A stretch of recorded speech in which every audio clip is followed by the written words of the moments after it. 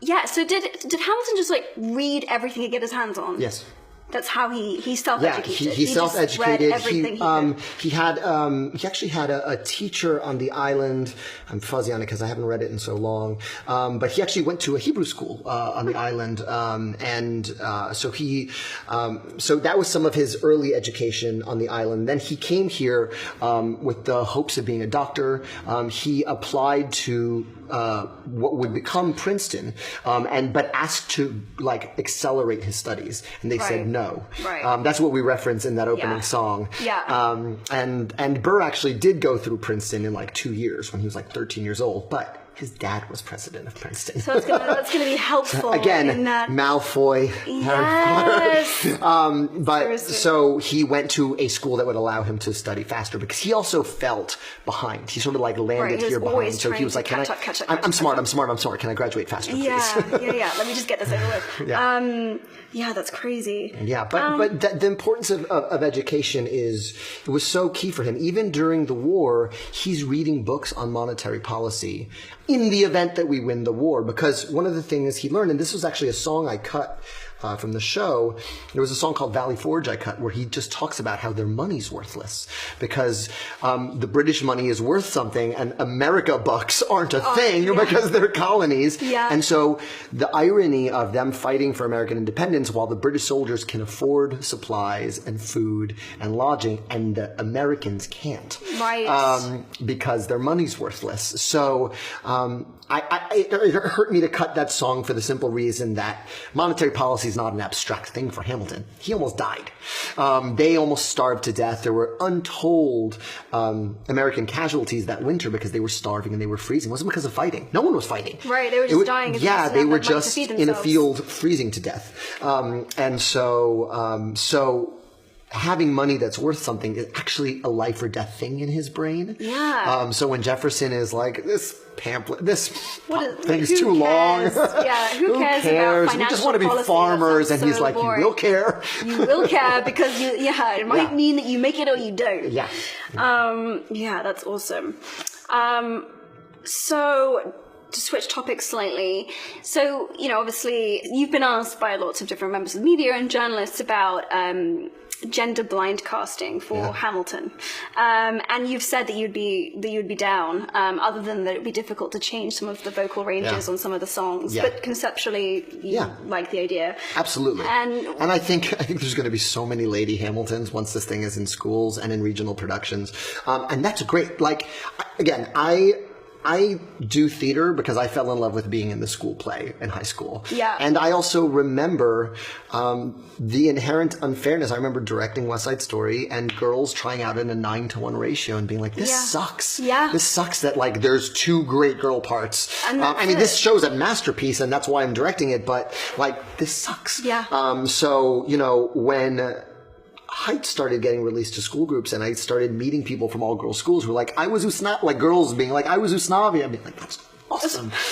So that's going to go gender blind into the world, because, we want this to be the best school play ever. Yeah. And we want the people who want to do it to do it. Yes. And the other thing that I kind of continue to think about, and I have time to think about it, is finding ways to take the sort of really color conscious casting we've done and extend that into the school life, because it's so easy for a drama teacher to sort of just cast the kids who always audition, which aren't always the kids of color at school. Yeah. Because there aren't parts for them, and so they think, why am I going to be in My Fair Lady? Yeah. You know what I mean? Oh, I'm interested. So I didn't know this about you. I was researching for this interview.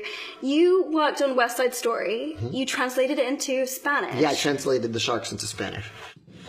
Yeah, that was pretty fun. That's and so and I cool. wouldn't have done it if the original creators weren't involved. It was Arthur Lawrence. It was Sondheim, yeah. Arthur Lawrence and Sondheim, and it was Lawrence's pitch. He was very passionate about it.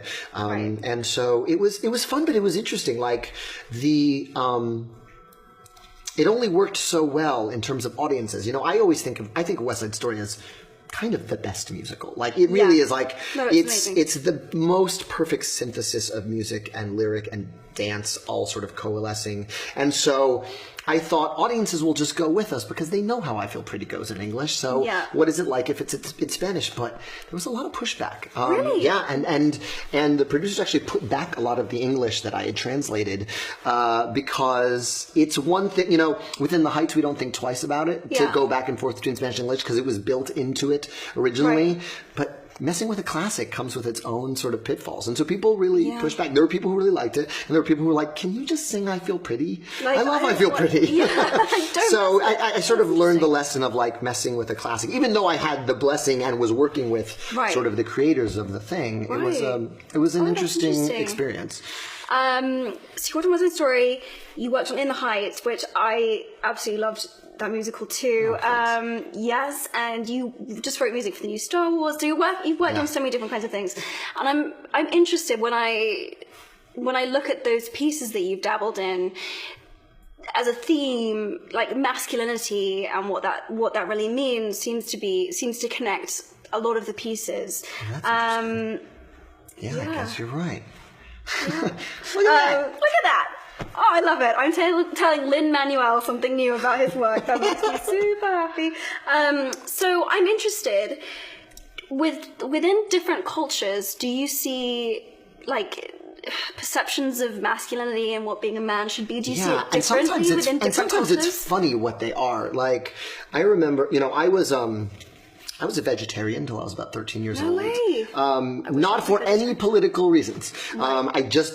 It was a tactile thing. I didn't like the feel of chicken. I didn't like the feel of, I just didn't like it. And so my parents both ate meat, and they were like, all right, we got to get protein in you another way. And so I ate a lot of eggs, which I didn't mind. And I ate a lot of fish sticks covered in ketchup, I guess. But then puberty hit and like a switch flipped. And I went, oh, meat's great. Like, I don't know what happened. It was really biological, but I will tell you, my very old school Puerto Rican grandfather kind of looked at me like my whole childhood was like, he doesn't eat meat. I'm worried about him. He's not a real man. Like, I'm worried about him. He doesn't eat meat. That somehow was the marker of manhood. Interesting, though. And then I started eating meat. I had my first filet of mignon with him at the Ponderosa Steakhouse in Puerto Rico. And he was like, oh. And you got male approval. Yes. You got to sit in a man box. I was like, what the hell does meat have to do with anything? But in Puerto Rican culture, I learned as a child, meat equals manhood. Yeah, so that's like one weird sort of quirky one that I experienced firsthand. That's really interesting, because I have guy friends who are very environmentally conscious, and there's so much talk at the moment right now about the fact that red meat is such a big contributor to greenhouse gas. It's like the number one, bigger than anything else. So if we just ate less red meat, we would instantly kind of reduce emissions. But for him, even though he's like super into this stuff, he's like, I'm a man. I eat red meat. I can't divorce the two. I've never understood the meat man. Me neither. Correlation. It's very confusing. I know a lot of ladies who really like meat. Yeah. It's just delicious. Yeah. And like, it's so funny that that's become a thing. I don't know what that's a holdover from, but maybe, it's a thing. I don't know. Yeah, it's interesting. Okay, so that's a and then thing. also, you know, the other thing is like, I'm a straight guy who writes musicals, Yes. which is... Oh, that's interesting. Do people think that you have to be gay to write a musical? Is that like, have you ever had that? It's a little bit like being a white NBA player. I'm not sure why that is. One, boys who like girls, you're missing out if you don't audition for the school play. There's lots of girls at the school play. Also, boys who like boys also audition for the school play. Yes, everyone should audition for the school play. Yeah. It's to me, that's what sort of changed my life and made me figure out who I am for many reasons. I think when you're in high school, there's so much live or die drama in your grade. Yes. Like, oh, this person likes this person's not talking to this person, and it feels like the most high stakes stuff in the world. And that's only been intensified by social media. Yeah. And for me, doing the school play meant I had friends in other grades. I'm like, oh, it's getting temperature's getting a little high in my hallway. I'm going to go hang out with my friends who are seniors who were in the play. And you have a little heartbreak when your friends graduate before you do, but you also it also gives you perspective on school in a way that lets you sit outside it. That's so true. My favorite experience from being at Brown was I did a student production of Chekhov's Three Sisters. Oh, fantastic. And it was like, you form such different friendships and relationships with people that you have to be vulnerable with like that and put yourself out there, and like those friendships in that period of time was very meaningful. It meant the most to me when Heights started getting done by high schools, because I was like, oh, there's a generation of people who got their first kisses, Benny and Nina. There's a generation of salon ladies who are going to be best friends for life. Forever, because of this. Yeah, and that's really, like, by doing it is really, that's how I fell in love with theater. It's by doing it. Yeah, totally.